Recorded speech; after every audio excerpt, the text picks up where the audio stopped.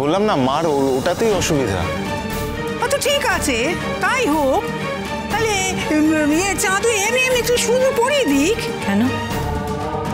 উনি তো একবার সিঁদুর পরিয়েছেন, আর তো সিঁদুর পরানোর দরকার নেই। আর বাবা, সে বিয়েটা তো টিকে ছিল না। আমরা তো জানতাম ও মারা গেছে। এখন যখন ও ফিরে এসছে তখন তো আমার যা বলার আমি বলে দিয়েছি বাবা। নতুন করে কোনোভাবেই আমি আর সং সাজতে পারবো না। না বিয়ের অনুষ্ঠান করব, না রঙিন শাড়ি পরব। আর তাতে যদি কারো আমার সঙ্গে সম্পর্ক রাখতে ইচ্ছে না করে, তাহলে সে রাখবে না।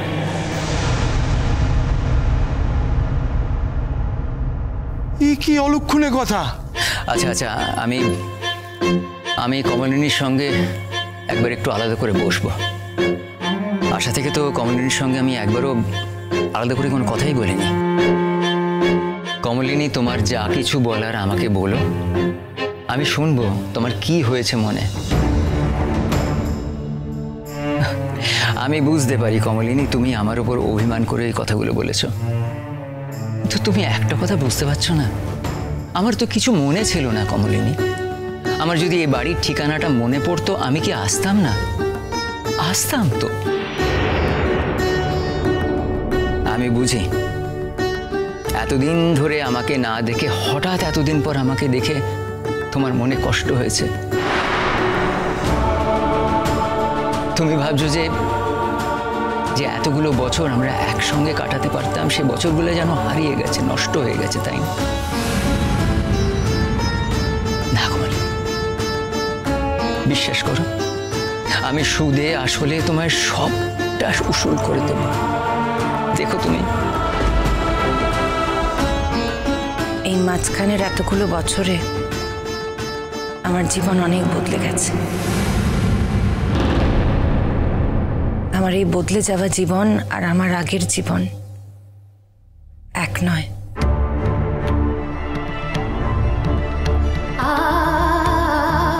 আর এই বদলে যাওয়া জীবনে যা যা বদলে গেছে, সেই বদলগুলোকে আমি আর বদলাতেও চাই না। শুধু সেই বদলগুলোকে আমার ভেতরে রেখে দিতে চাই। তোমাদের সকলের কাছে আমার রিকোয়েস্ট রইল, আমার উপর তোমরা কোনো জোর খাটিও না, তাহলে আমি এই বাড়ি ছেড়ে চলে যাব।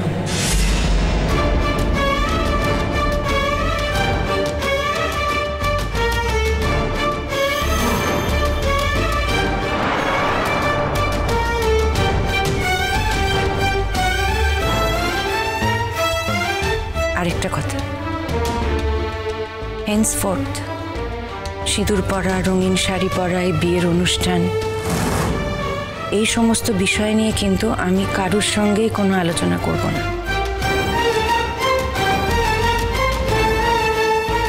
কারুর সঙ্গেই না।